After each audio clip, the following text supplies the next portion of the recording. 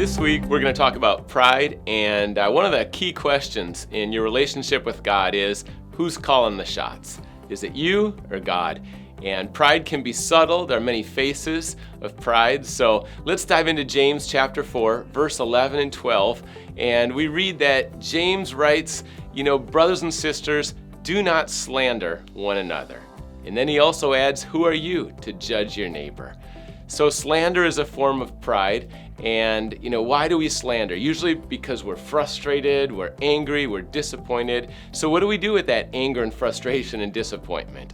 Well, first of all, instead of slandering someone, either in front of them or when they're not around, the more mature, godly, honorable approach is to show respect for them by having a talk with them one-on-one. So if you're someone who kind of slides into passive-aggressive and tries to talk about people when they're not there, it could be time for a real change. And the humility, and you rely on God for the words, for the timing, the courage to go to that person, to talk through maybe a misunderstanding or you're not on the same page, but talk through it directly. And then also, there's going to be times when you just need to trust God, that He's going to handle the justice, He's going to sort things out, and you don't have to run around trying to judge people or push people down, but instead trust God. So talk to people directly, trust God. It's so much better than slander. Pride creeps in, passive-aggressive can take over. Instead, let's honor God, let's honor the relationships that we're in and the people that we truly love.